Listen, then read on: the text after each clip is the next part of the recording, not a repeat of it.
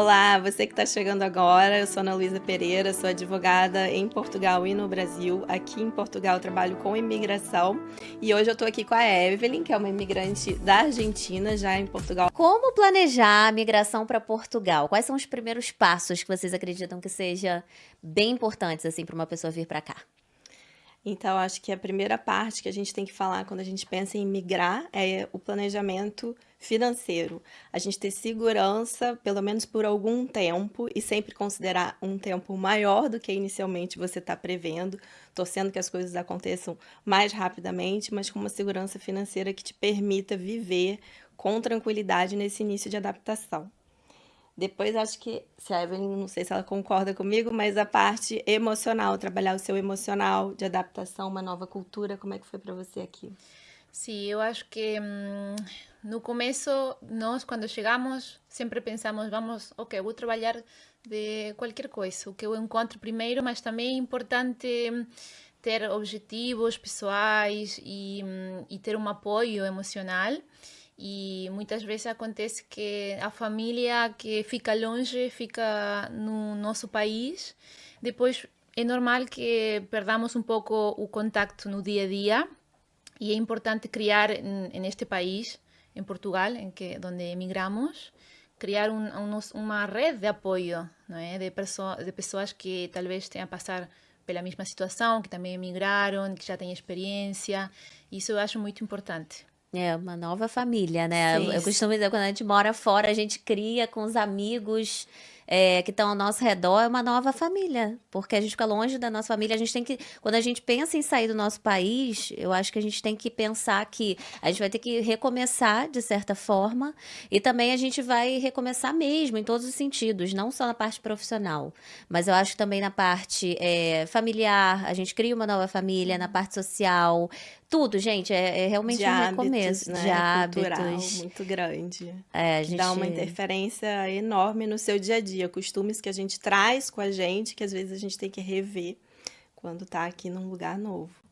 E aí o terceiro ponto seria realmente um planejamento imigratório, né, para onde você deseja ir, e através de um visto adequado, buscar quais são as possibilidades. Muitas vezes a gente faz atendimento de pessoas que têm uma ideia de uma forma de entrada, ainda que legal, através de um visto, mas que não se adapta para aquela situação.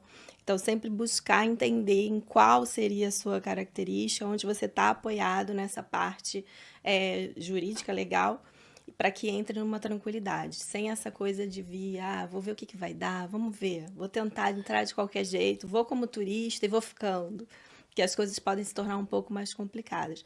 Não que não se dê para resolver, mas o processo é muito mais lento, você passa por restrições que não precisa, oportunidades de trabalho reduzidas, com salários mais baixos, justamente por não ter essa segurança de estar legalizado dentro do país que você escolheu para viver e muitas vezes trazer sua família, filhos pequenos e colocar numa situação não tão confortável. E impacta tudo, né? Impacta a autoestima, impacta a vida. Você fica num lugar onde você não pode fazer as coisas, onde você fica ali tendo essa. É muito complicado. Eu falo até por experiência própria, porque eu mesma já fiquei irregular num país, não foi Portugal, por falta de planejamento no passado. E assim. É muito ruim, porque você fica limitado, entendeu? Então, hoje, com o nível de informação que a gente tem na internet e também com tantos profissionais especializados como vocês, dão muito suporte na internet, também com serviços e produtos que vocês têm, eu vejo que, assim, hoje é realmente uma questão da pessoa sentar de frente para o computador, pegar o celular, o telemóvel e procurar as pessoas certas para ter essa orientação, porque não tem nada pior do que a gente sair do nosso país para passar perrengue em outro lugar, Vamos não passar é? perrengue aí. Exato. Mas é isso, a gente sabe que principalmente pessoas mais jovens têm aquela ansiedade de fazer acontecer naquele momento e não buscam o tempo, e tudo leva um tempo, ainda mais se você precisa passar por um processo de um pedido de visto, é um processo que leva pelo menos entre você se planejar, tirar documentação de 4 a 6 meses. É um período longo. E o jovem muitas vezes vai naquela impulsividade, vou, Ah, que eu depois eu quero, vejo, depois eu vejo. me viro. Chegando lá, eu vejo o que é que eu posso fazer. Existem alguns mitos dos imigrantes que é o seguinte: Será que dá para viver em Portugal com um salário mínimo? O que vocês acham sobre isso? Eu acho que hoje não dá para viver em Portugal com um salário mínimo. Talvez dá para sobreviver só, mas aqui em Lisboa é impossível. Eu não sei se numa cidade mais pequena dá, mas eu acho que hoje não é muito complicado. Um salário mínimo hoje aqui tá quanto? 760 euros. Tá. Mudou agora em janeiro de 2023. E um aluguel de um apartamento, vamos colocar um T2, que é um apartamento de 2 quartos, em Lisboa, em A gente média. tem hoje um problema habitacional grande, né, dos valores de arrendamento, que é como se chama o contrato de aluguel aqui em Portugal, e o metro quadrado muito caro. Então, um T2, que é como a gente chama 2 quartos, eu não sei dizer exatamente, que isso varia também muito de bairro para bairro. Na faixa de Mas 1.000. na faixa de 1.400 euros, acredito eu. Então, assim, seria o dobro praticamente. O dobro do salário mínimo. Eu até do trouxe salário mínimo. essa pauta porque, assim, quando a gente pensa em necessidades básicas, a moradia entra em primeiro lugar. A gente precisa ter um teto para morar, para viver. Então, assim, quando a gente pensa... E Portugal também é um país, né? Eu perguntei Portugal, mas a grande verdade é que Lisboa, a capital, é mais caro. Obviamente, mas tem o interior que é muito mais barato.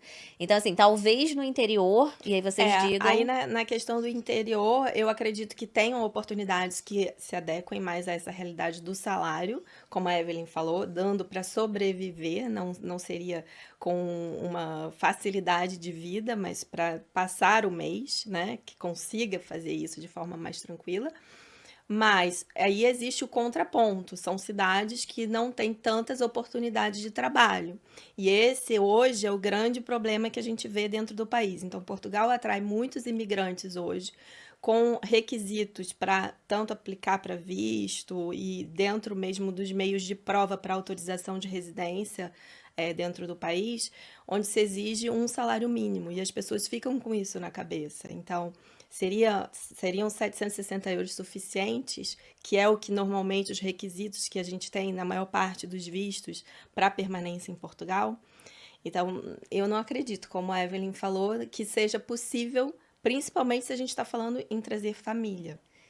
É muito importante vir com uma reserva financeira e pensar em possibilidades de até renda extra, em outro, porque não dá. Eu até brinco, até costumo falar que às vezes Portugal obriga a gente a empreender, a fazer outras coisas, por necessidade, que é o que acontece muito no Brasil. Empreendedorismo por necessidade. Eu vejo Portugal dessa maneira. Por mais que a maioria das pessoas venham para cá em busca de segurança, de tranquilidade, existe esse desfalque muito grande entre o salário e o custo para a gente viver. Os supermercados estão agora bem mais caros, no mundo inteiro, não só aqui.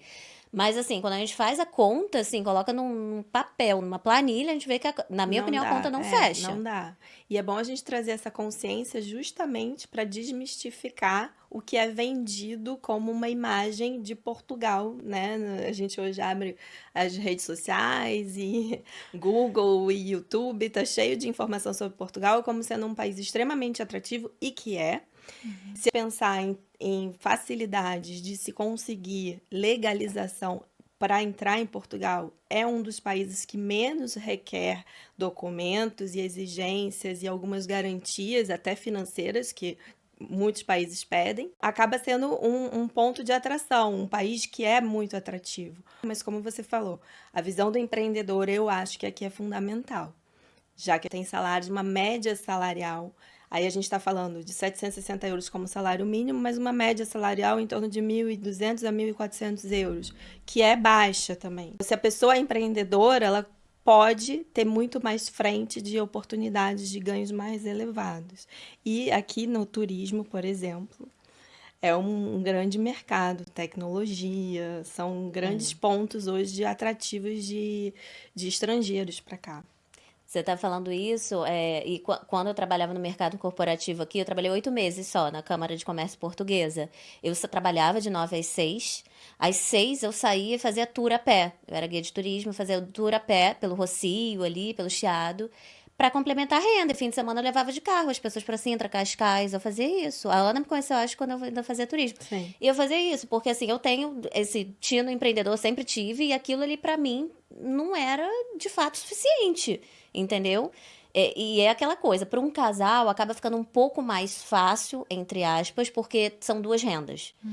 Pro solteiro é aquela coisa, ou vai dividir quarto, ou vai dividir casa, ou não tem como. Um E aí você solteiro começa alugar a ter uma apartamento. qualidade de vida que, né, um pouco Mas menor, porque você não tem a sua individualidade, você está dividindo com pessoas muitas vezes que você não tem nem intimidade, né? e chega um ponto onde, mesmo, ou seja, quando chegamos aqui, talvez, ok, eu vou partilhar casa, não passa nada, estou num país bonito, é tudo lindo, mas chega um ponto onde tu já não queres isso, queres mais, e percebes que, ok, não vai dar com um salário mínimo, eu Não preciso mais dá. alguma coisa. E são fases, né? Eu lembro, São fases. eu morei no Havaí, eu dividi casa com 9 pessoas, tipo, tava feliz da vida, não tava nem aí, tava curtindo aquela república, era um momento de vida, a idade, aquele momento. Cada um tem uma situação, às vezes a vida lá no país natal tá pior ainda, a gente sabe disso.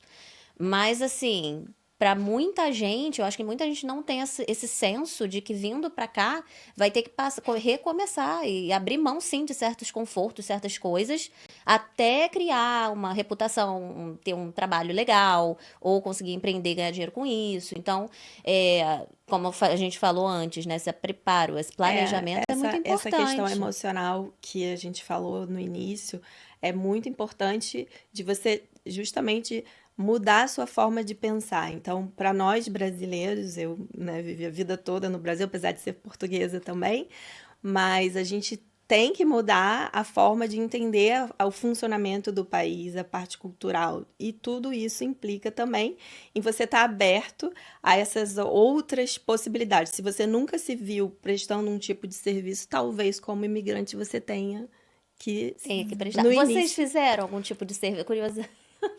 Sair do script. Vocês já fizeram assim, algum tipo de trabalho que vocês não imaginavam fazer? Ou vocês já Eu vieram trabalhei em turismo, que não é a minha área, trabalhei muito nisso. Eu acho que foi por a causa dos idiomas, em espanhol, inglês, foi fácil e há muito trabalho aqui de turismo. Sim. sim, essa área, sem dúvida. Não era a minha área, mas por acaso eu gostei muito, gosto muito interessante. dessa área, sim. Eu vejo a maioria das pessoas trabalhando em áreas diferentes no início, entendeu? E não é só em Portugal, é isso que as pessoas precisam às vezes entender, na minha opinião, que assim, não é a questão de Portugal, é a questão de você sair do seu país natal. Quando eu fui com 15 anos para os Estados Unidos, eu trabalhei em tudo quanto é coisa, gente. Faxineira, loja, bar, restaurante, coisas que eu nunca imaginei fazer. Mas assim, você tá naquela situação, só que lá tem um incentivo financeiro. Tem as gorjetas, é outra dinâmica. Mas eu acho que é a gente estar disposto e se comprometer com o nosso objetivo. A gente vai precisar Sim, fazer e acontecer. nesse novo visto que acabou de ser aprovado em Portugal e entrou em vigor agora em novembro de 2022, que é o visto de busca de trabalho, é exatamente esse ponto.